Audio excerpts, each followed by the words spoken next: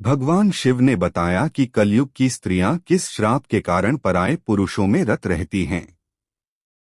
मित्रों, एक बार देवी पार्वती भगवान शिवजी को मिलने आती है और कहती है, हे स्वामी, आज मैं मृत्युलोक पर भ्रमण कर रही थी।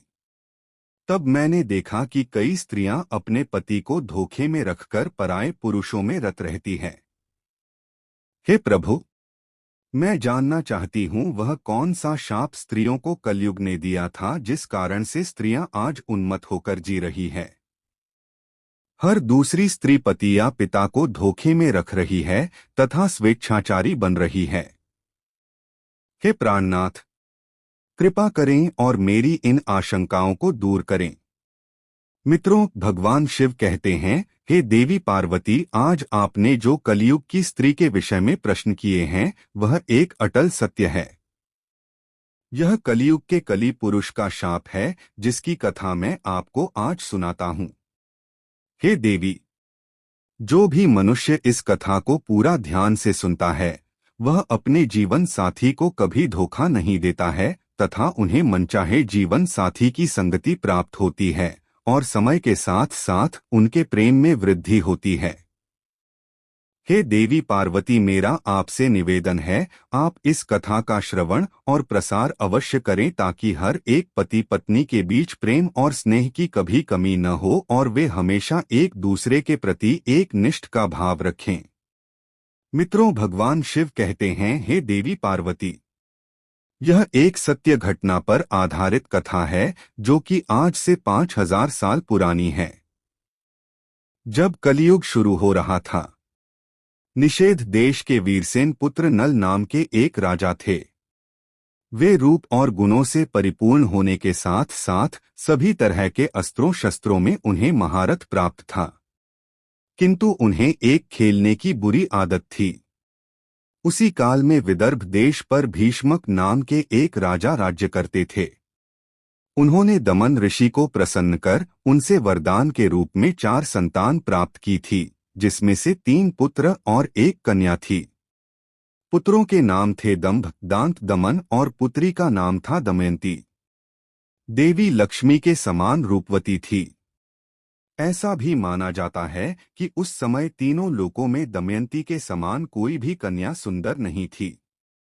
मित्रों, भगवान शिव कहते हैं, हे देवी पार्वती, एक दिन की बात है कि राजा नल अपने राजमहल के उद्यान में टहल रहे थे। उसी समय उनकी नजर कुछ हंसों पर पड़ी। उसमें से एक सुंदर हंस को नल ने पकड़ लिया। तब हंस ने राजा नल से कहा, हे राजन, अगर आप मुझे छोड़ दो तो मैं विश्व सुंदरी राजकुमारी दमयंती के पास जाकर आपके गुणों का ऐसा वर्णन करूंगा कि वह आपसे ही विवाह करेगी। राजा नल ने भी दमयंती के रूप की चर्चा पहले ही अपने दरबारियों के मुख से सुन चुके थे और मन ही मन दमयंती को पाने की चाहत भी रखते थे। वह उसे विवाह करना चाहते थे। मित्रों, भगवान शिव कहते हैं, हे देवी पार्वती, हंस की बातें सुनकर राजा नल ने उसको छोड़ दिया। इसके बाद वे सभी हंस उड़कर राजकुमारी दमयंती उद्यान में चले आए। वहीं दूसरी तरफ दमयंती हंसों को अपने महल के उद्यान में देखकर बहुत खुश हुई। वह भी हंसों को पकड़ने के लिए दौड़ने लगी। उसने जिस हंस को पकड़ा तभी वह हंस बोल उठा, हिरनी। दमयंती निषाद देश का एक नल नाम का राजा है। वह राजा बहुत ही सुंदर है। मनुष्यों में उसके समान सुंदर और कोई भी नहीं। वह मानो साक्षात कामदेव का ही स्वरूप हो। यदि तुम उनसे विवाह कर लो तो तुम्हारा जन्म और रूप दोनों ही सफल हो जाएगा। जैसे तुम स्त्रियों में सबसे रूपवती हो, वैसे ही राजा नल पुरुषों में सबसे सुंदर है। तुम दोनों की जोड़ी उत्तम रहेगी। हंसों की यह बातें सुनकर दमयंती के मन में भी राजा नल से मिलने की लालसा जाग उठी। इसके बाद दमयंती ने कहा, प्रिय हंस, तुम राजा नल तक मेरा प्रेम संदेशा पहुंचा दो। मित्रों, भगवान शिव कहते हैं, हे देवी पार्वती, फिर हंस ने लौटकर राजा नल को दमयंती का संदेश भी दिया। इधर दमयंती दिन रात राजा नल का ही ध्यान करती रहती है। वह उनसे मिलने को व्याकुल हो रही थी, लेकिन उसे समझ में नहीं आ रहा था कि वह कैसे उनसे मिलकर अपने दिल की बात करें। नल के वियोग में दमयंती का शरीर और दुबला होता गया। वह कमजोर सी दिखने लगे। फिर कुछ दिनों के बाद राजा भीष्मक ने सोचा कि मेरी पुत्री विवाह योग्य हो गई है, तथा दमयंती के पिता ने उसके स्वयंवर का आयोजन किया, जिसमें सभी देशों के राजा को स्वयंवर के लिए बुलाया गया। स्वयंवर का निमंत्रण मिलने के बाद सभी देश के राजा वहां पहुंचने लगे। उधर जब देवर्षि नारद से सभी देवताओं को भी दमयंती के स्वयंवर का समाचार मिला तो इंद्र और सभी लोकपाल विदर्भ देश के लिए निकल पड़े। राजा नल को भी संदेशा भेजा गया तो वे भी तुरंत ही दमयंती के स्वयंवर के लिए चल पड़े। मित्रों, भगवान शिव कहते हैं, हे देवी पार्वती, नल के रूप को देखकर इंद्र ने रास्ते में ही अपने विमान को खड़ा कर दिया। अपनी राह में राजा नल ने जब सभी देवताओं को देखा तो अपने रथ से नीचे उतरकर उन सबको प्रणाम किया। फिर इंद्र ने राजा नल से कहा, हे वत्स राजा नल, आप बहुत रूपवान और गुणवान हैं। कृपा करके आप हम लोगों के दूत बन जाइए। आप हमारे दूत बनकर दमयंती के पास जाएं और कहें कि इंद्र, वरुण, अग्नि, कुबेर और यम देवता तुम्हारे पास आकर तुमसे विवाह करना चाहते हैं। इनमें से तुम जिसे चाहो उस देवता को अपना पति स्वीकार कर लो। मित्रों, यह सुनने के बाद नल ने दोनों हाथ जोड़ते हुए देवताओं से कहा, हे प्रभु, मैं एक दूत बनकर वहां कैसे जा सकता हूं, जबकि मेरा और आप लोगों का वहां जाने का एक ही उद्देश्य है। इसलिए मैं आपका दूत बनकर वहां नहीं जा सकता। आप लोग कृपया इस विषय में मुझे क्षमा कीजिए। तब देवताओं ने कहा, हे नल, तुम देवताओं का कहाँ टाल रहे हो, फिर सोच लो। इंद्र की ऐसी कठोर वाणी सुनकर राजा नल देवताओं के दूत बनने को तैयार हो गए और उन्होंने इंद्र की आज्ञा से राजमहल में प्रवेश किया। तब दमयंती और उसकी सहेलियां भी नल के रूप को देखकर मुग्ध हो गई और शर्म के मारे कुछ न बोल पा रही थी। तब नल ने कहा, मैं यहाँ देवताओं का दूत बनकर आया हूँ। हे दमयंती, स्वर्ग के देवता तुम्हारे साथ विवाह करना चाहते हैं। तुम किसी भी एक देवता को चुन लो और विवाह कर लो। यही संदेश लेकर मैं तुम्हारे पास आया हूं। गांव के प्रभाव से मैंने तुम्हारे महल में प्रवेश किया था, इसलिए मुझे कोई देख नहीं पाया। मैंने तुमसे देवताओं का संदेश कह दिया है। अब तुम्हारी जो इच्छा हो वो करो। मित्रों, भगवान शिव कहते हैं, हे देवी पार्वती, दमयंती ने बड़ी ही श्रद्धा के साथ देवताओं को प्रणाम किया और मंद मुस्कान के साथ कहा, स्वामी, मैं तो आपको ही अपना सर्वस्व मानकर खुद को आपके चरणों में सौंपना चाहती हूँ। जिस दिन से मैंने हंसों की बात सुनी है, तब से मैं आपके लिए व्याकुल हूँ। आपके लिए ही मैंने राजाओं की भीड़ इकट्ठी की है। यदि आप दासी की प्रार्थना अस्वीकार कर देंगे तो मैं जहर खाकर मर जाऊंगी। दमयंती के मुख से ऐसी बातें सुनकर राजा नल ने कहा, हे देवी, जब बड़े बड़े लोकपाल देवता आपसे विवाह करना चाहते हैं तो फिर आप मुझे मनुष्य से क्यों वरण करना चाहती हैं? मैं तो इन देवताओं के चरणों की धूल के बराबर भी नहीं। आप उन्हीं में से किसी एक से विवाह कर लीजिए। देवताओं का प्रिय करने पर इंसान की मृत्यु भी हो सकती है। अतः आप मेरी रक्षा करें और उनका वरण कर ले। नल की यह बात सुनकर दमयंती घबरा गई। उसकी आंखों से आंसू छलकने लगे और वह मंद स्वर में बोली, मैं आपको वचन देती हूँ कि मैं आपको ही पति के रूप में वरण करूंगी। तब राजा नल ने कहा, परंतु इस समय मैं यहाँ देवताओं का दूत बनकर आया हूँ। अगर इस समय मैं अपने स्वार्थ की बात करने लगूं तो यह बात सही नहीं होगी। मैं तुमसे विवाह कर सकता हूँ, लेकिन जब वे धर्म के विरुद्ध न हो तभी। राजकुमारी बोली, इसके लिए मेरे पास एक उपाय है। उसके अनुसार काम करने पर आपको दोष भी नहीं लगेगा और हमारा विवाह भी संपन्न होगा। उपाय यह कि आप सभी लोगों के साथ स्वयंवर मंडप में आएं और मैं आपको ही वरमाला डाल दूंगी। मित्रों, भगवान शिव कहते हैं, हे देवी पार्वती। राजा नल वापस देवताओं के समक्ष पहुंच गए और देवताओं के पूछने पर उन्होंने बताया कि वे रानी के पास तो दूत बनकर गया था, लेकिन वह और उसकी सखियां सभी मुझ पर मोहित हो गई और आप लोगों के प्रस्ताव को उनके सामने रखने के बाद भी वे मुझे ही वरण करने पर तुली है। कुछ समय बाद स्वयंवर की घड़ी आ ही गई। राजा भीष्मक ने सभी को स्वयंवर सभा में बुलाया। सभी राजा अपने अपने स्थान पर आकर बैठ गए। तभी दमयंती भी आ गई। सभी राजाओं का परिचय दिया जाने लगा। वह उन्हें देख आगे बढ़ने लगी। तभी इसी कतार में दमयंती को एक ही स्थान पर नल के समान हूबहू दिखने तथा वैसे ही वेशभूषा वाले 5 राजकुमार खड़े दिखाई दिए। तब वह हैरान हो गई और मन ही मन विचार करने लगी कि इन 5 में से राजा नल को कैसे पहचाना। तभी वह समझ गई कि यह देवताओं की माया है और अंत में दमयंती ने निश्चय किया कि इस समस्या से बाहर निकलने के लिए वह देवताओं से ही सहायता मांगने लगी और अपने हाथ जोड़कर देवताओं की स्तुति करने लगी और कहने लगी, हे देवताओं, हंस के मुंह से नल का वर्णन सुनकर मैंने उन्हें ही पति के रूप में वरण कर लिया था और उसी को पाने के लिए मैंने यह स्तुति शुरू की है। कृपा करें, आप लोग अपने साक्षात रूप में प्रकट हो जाएं, जिससे मैं राजा नल को पहचान सकूं। देवताओं ने प्रसन्न होकर उसे ऐसी शक्ति दी जिससे वह देवता और मनुष्य में अंतर कर सके। तत्पश्चात वह राजा नल के गले में माला डालकर उसका वरण कर लिया। मित्रों, भगवान शिव कहते हैं, हे देवी पार्वती, स्वयंवर पूरा होने के बाद देवता वापस स्वर्ग की ओर जा रहे थे। उस समय उनकी मार्ग में ही कलयुग और द्वापर से भेंट हो जाती है। तब इंद्र ने पूछा, कलयुग कहाँ जा रहे हो? तब कलयुग ने कहा, मैं दमयंती के स्वयंवर में उससे विवाह करने के लिए जा रहा हूँ। फिर इंद्र ने बताया, अरे स्वयंवर तो कब का पूरा हो गया। दमयंती ने नल का वर्णन कर लिया है। हम लोग तो बस देखते ही रह गए।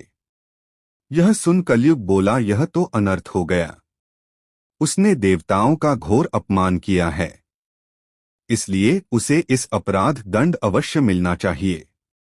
तभी देवताओं ने कहा, दमयंती ने हमारी आज्ञा प्राप्त करके ही नल को वर्णन किया है। हे कली, वास्तव में नल सर्वगुण संपन्न और उसके योग्य वर है। वे धर्म के बड़े ज्ञाता भी हैं, इसलिए उसको श्राप देना पुण्यवान ब्राह्मण को नरक में गिराने के समान है, जो कि एक महापाप है। मित्रों, भगवान शिव कहते हैं, हे देवी पार्वती। ऐसा कहकर देवता आगे बढ़ गए, लेकिन कलयुग और द्वापर इसी विषय पर बात कर रहे थे। कलयुग ने द्वापर से कहा, मैं अपना क्रोध शांत नहीं कर सकता, इसलिए मैं नल के शरीर में निवास करूंगा और उसे मैं राजविहीन कर दूंगा। उस स्थिति में वह दमयंती के साथ नहीं रह सकेगा। उसे 64 का बड़ा शौक है, इसलिए तुम भी 64 के पासों में प्रवेश करके मेरी सहायता करना। और द्वापर ने भी उसकी बात मान ली। इसके बाद द्वापर और कलियुग दोनों ही नल की राजधानी गए, लेकिन कली को नल के शरीर में प्रवेश करने का कोई मार्ग नहीं मिल रहा था। वह सिर्फ एक अवसर चाहता था, नल के शरीर में प्रवेश करने का। इसी तरह समय बीतता गया, लेकिन कलयुग कुछ न कर पाया। फिर 12 वर्ष पश्चात एक दिन राजा नल संध्या के समय लघुशंका से निवृत्त होकर बिना हाथ पैर धोए भोजन करने को बैठ गए। यह अपवित्र अवस्था देखकर कलियुग उनके शरीर में प्रवेश कर गया। वहीं कलियुग दूसरा रूप धारण कर उनके भाई जो अलग रहकर अपना राज्य चलाते थे, पुष्कर के पास गया और उसने कहा, तुम नल के साथ खेलो। मैं वचन देता हूँ, मैं निश्चित रूप से उसका राज्य जिताने में तुम्हारी मदद करूंगा। पुष्कर ने कलियुग की बात मान ली और नल के पास शीघ्र ही चला आया। जब पुष्कर ने राजा नल को जुआ खेलने के लिए ललकारा तो राजा नल दमयंती के सामने उसकी ललकार सह न सके। मित्रों, भगवान शिव कहते हैं, हे देवी पार्वती। राजा नल ने 64 खेलने का निश्चय किया। फिर खेल प्रारंभ हुआ। उस समय नल के शरीर में कलियुग प्रवेश कर चुका था और पांडवों में द्वापर था। इसलिए नल जो कुछ भी जुए में लगाते वो हार जाते। प्रजा और मंत्रियों ने राजा को रोकना चाहा, लेकिन वे सब कुछ हारने तक नहीं रुके।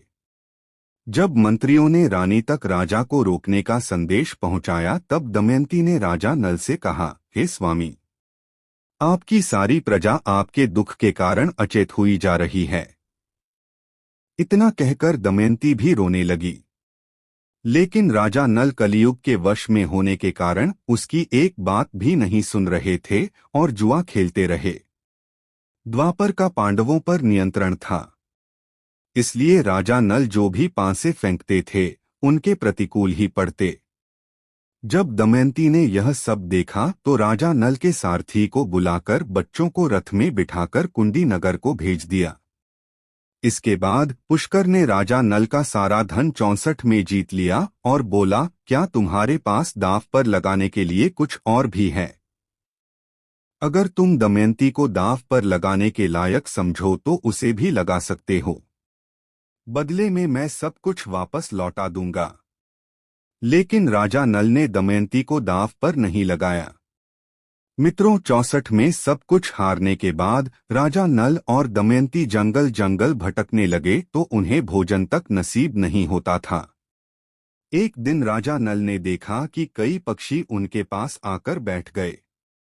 उन पक्षियों के पंख सोने के समान चमक रहे थे। नल ने सोचा कि अगर मैं इन पक्षियों के पंख प्राप्त कर लूं तो इनसे कुछ धन मिल सकता है।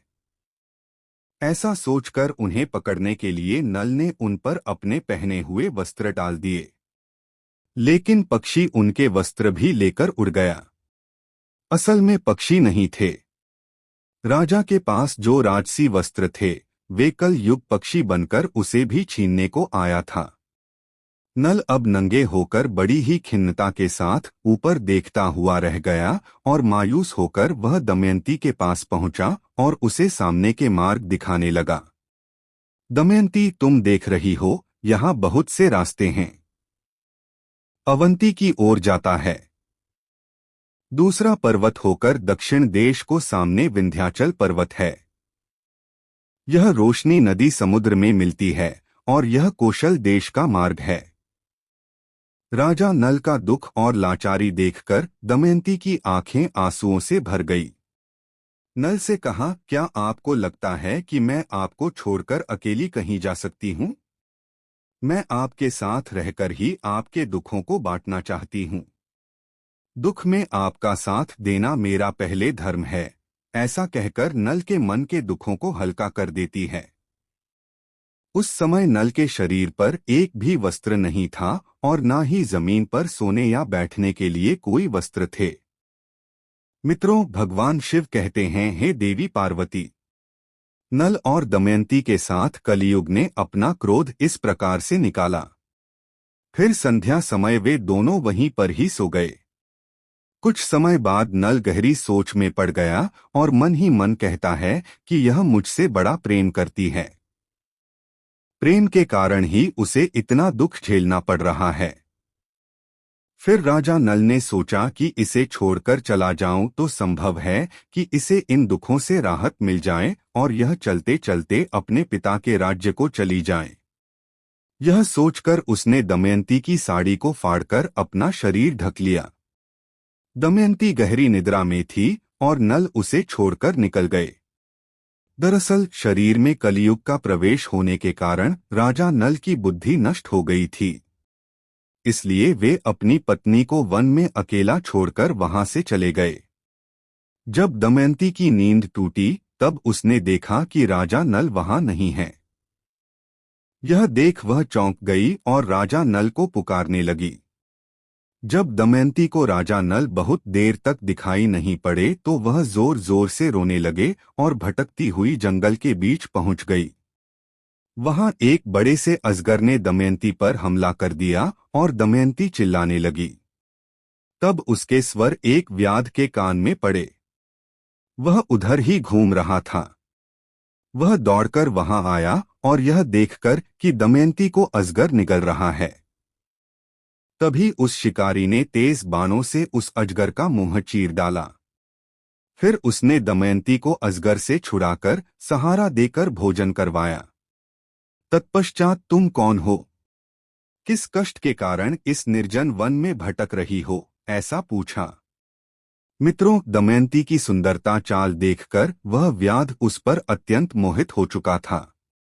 वह दमयंती से मीठी मीठी बातें करके उसे अपने वश में करने की कोशिश करने लगा। दमयंती को उसके मन के भाव समझ गए। उसने ने उसकी वासना को बहुत रोकना चाहा, लेकिन जब वे किसी भी प्रकार से नहीं माना तो उसने उसे शाप दे दिया कि मैंने राजा नल के अलावा किसी और का भी चिंतन कभी नहीं किया, और अगर यह सत्य हो तो यह व्याध अभी भस्म होकर मर जाए, यह मेरा शाप है। दमयंती के इतना कहते ही व्याध के प्राण पखेरु उड़ गए। उसके मर जाने के बाद दमयंती इस निर्जन और भयंकर वन में खो चुकी थी। फिर रास्ते में मिले लोगों से पूछती हुई उत्तर की ओर बढ़ने लगी। भटकते हुए 3 दिन और 3 रात बीत गए और फिर वह अगले दिन शाम के समय राजा सुबाहु के राज्य में जा पहुंची। मित्रों, भगवान शिव कहते हैं, हे देवी पार्वती, वहां उसे सब लोग पागल समझ रहे थे। बच्चे उसे परेशान कर रहे थे। तभी उस राज्य की राजमाता की नजर दमयंती पर पड़ी। राजमाता ने अपनी दासी से कहकर उसे अपने पास बुलवा लिया और उससे पूछा, हे सुंदरी, तुम कौन हो और ऐसे घूमते हुए तुम्हें डर नहीं है? तब दमयंती ने कहा, मैं एक पतिव्रता स्त्री हूँ। मैं कुलीन हूँ और राजा की धर्मपत्नी हूँ।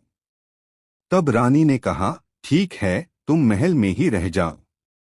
तब दमयंती ने कहा कि मैं यहाँ रह तो जाऊंगी, पर मेरी 3 शर्तें हैं। मैं झूठा नहीं खाऊंगी, कभी भी पैर नहीं दूंगी और पर पुरुष से बात नहीं करूंगी। तब राजमाता कहती है, हाँ ठीक है, तुम्हारी शर्तें मंजूर हैं। मित्रों, भगवान शिव कहते हैं, हे देवी पार्वती, वहीं दूसरी तरफ राजा नल जंगल में भटक रहा था तो उसी समय जंगल में आग लगी थी। तभी नल को किसी के चिल्लाने की आवाज आ रही थी। वह उस तरफ दौड़ पड़ा।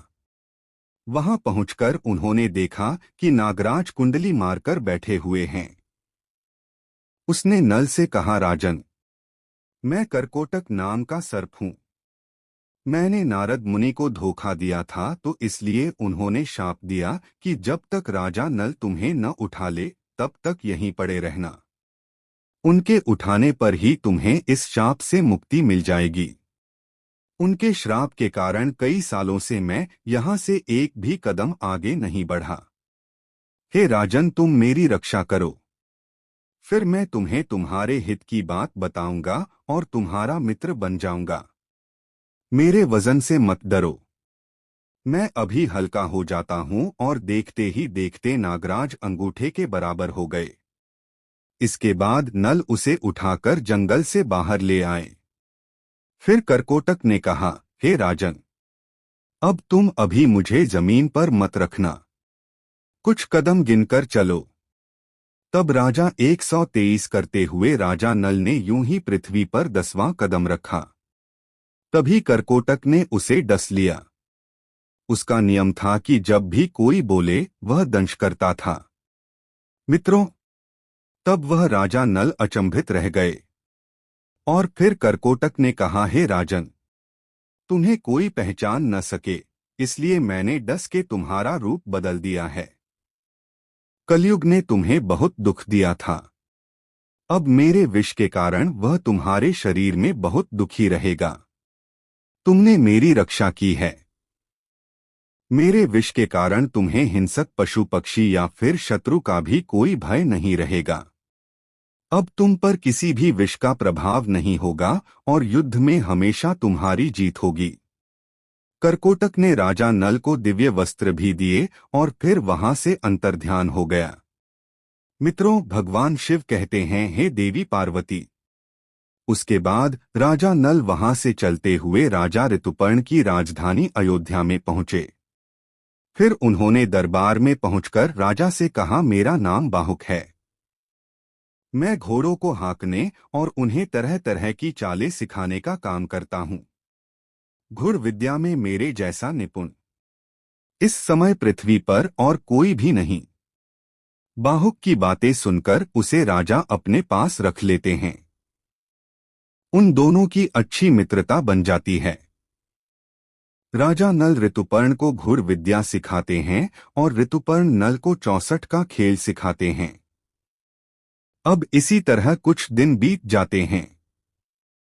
मित्रों, उधर जब राजा विदर्भ को यह समाचार मिला कि उनके दामाद नल और पुत्री दमयंती राजपाट विहीन होकर वन में चले गए हैं, तब उन्होंने सुदेव नाम के एक ब्राह्मण को नल और दमयंती का पता लगाने के लिए चेदी नरेश के राज्य में भेज दिया। उसने एक दिन राजमहल में दमयंती को देख ही लिया। उस समय राजा के महल में कोई धर्म कर्म का कार्य हो रहा था। दमयंती सुनंदा के साथ बैठकर वह कार्यक्रम देख रही थी। इस समय सुदेव दमयंती के पास गया और उससे बोला, मैं तुम्हारे भाई का मित्र हूं। मैं तुम्हारे भाई की आज्ञा से तुम्हें यहां ढूंढने आया हूं। तब दमयंती ने भी उसे पहचान लिया। वे सबका कुशल मंगल पूछने लगे और पूछते पूछते रो पड़ी। तब सुनंदा दमयंती को रोता देख घबरा गई और उसने अपनी माता के पास जाकर उन्हें सारी बात बताई। राजमाता तुरंत अपने महल से बाहर निकलकर आई और ब्राह्मण के पास जाकर पूछने लगी, हे सुदे, ये किसकी पत्नी है? किसकी पुत्री है? अपने घरवालों से यह बिछड़ कैसे गई? तब सुदेव ने उनका पूरा परिचय राजमाता को दिया। इसके बाद सुनंदा ने अपने हाथों से दमयंती को स्नान कराया, जिससे उसकी बहू के बीच का लाल चिन्ह चंद्रमा के समाज प्रकट हो गया। उसके ललाट का वह दिल देखकर सुनंदा और राजमाता दोनों ही रो पड़े, क्योंकि राजमाता दमयंती की मौसी थी और उसने यह बात उनसे छुपाई हुई थी। भगवान शिव कहते हैं, हे देवी पार्वती। फिर दमयंती अपने पिता के घर को चली जाती है और रोते हुए गिड़गिड़ाते हुए उनसे प्रार्थना करती है वे उसके पति को ढूंढ लें। अपनी पुत्री की बात सुनकर राजा भीष्मक सुदेव को बुलाते हैं और राजा नल की खोजने की योजना बनाते हैं। उस समय दमयंती सुदेव से कहती है, हे सुदेव, हो सकता है कि मेरे पति शर्म के मारे तुमसे न मिले और गुप्त रहकर अपना जीवन व्यापन कर रहे होंगे। तब तुम उनसे कहना कि वाह रे मेरे प्यारे छलिया, तुम मेरी साड़ी में से आधा वस्त्र फाड़कर चले गए। आपकी दासी उसी अवस्था में आपका इंतजार कर रही है। मित्रों, ब्राह्मण नल को ढूंढने निकल पड़े। बहुत दिनों के बाद एक ब्राह्मण वापस आया। उसने दमयंती से कहा, मैंने राजा ऋतुपर्ण के पास जाकर भरी सभा में आपकी बात दोहराई तो किसी से कुछ जवाब नहीं मिला। लेकिन जब मैं वहां से वापस आने लगा तब बाहुक नाम के एक सारथी ने मुझे एकांत में बुलाया। बाहुक शरीर से अत्यंत कुरूप और उसके हाथ छोटे छोटे थे। वह लंबी लंबी सांस लेकर रोता हुआ मुझसे कहने लगा, उच्च कुल की स्त्रियों के पति उन्हें छोड़ भी देते हैं तो फिर भी वे अपने शील की रक्षा करती हैं क्या? मति भ्रष्ट करने वाला पुरुष उस समय विपत्ति के कारण दुखी और अचेत था, इसलिए उस पर क्रोध करना उचित नहीं। जब वह अपनी प्राण रक्षा के लिए जीविका चला रहा था तब पक्षी भी उसके वस्त्र लेकर भी उड़ गए। मित्रों, भगवान शिव कहते हैं, हे देवी पार्वती। जब ब्राह्मण ने ये बातें दमयंती से कही, उसकी आंखों में आंसू भर गए। रोते हुए उसने अपनी माता को सारी बात बताई। तब दमयंती की माता ने कहा कि यह बात वह अपने पिता से न कहे। मैं सुदेव ब्राह्मण को इस काम के लिए भेजती हूँ। तब दमयंती ने सुदेव से कहा, हे सुदेव, आप जल्द से जल्द अयोध्या नगरी पहुँचे और वहां पहुंचकर राजा ऋतुपर्ण से कहना कि दमयंती फिर से स्वयंवर कर पति का चुनाव करना चाहती है। वहां बड़े बड़े राजा और राजकुमार आ रहे हैं और स्वयंवर की तिथि कल ही है। इसलिए अगर आप पहुंच सके तो वहां चले जाइए। जीने अथवा मरने का किसी को पता नहीं है, इसलिए राजकुमारी दमयंती कल शाम से पहले ही पति का वर्णन करेगी। यह बात सुनकर सुदेव अयोध्या गए और उन्होंने राजा ऋतुपर्ण से यह सब बातें बता दीं। सुदेव की बातें सुनकर राजा ने बाहुक को बुलाया और कहा, और हमें जल्द से जल्द विदर्भ देश में पहुंचना है।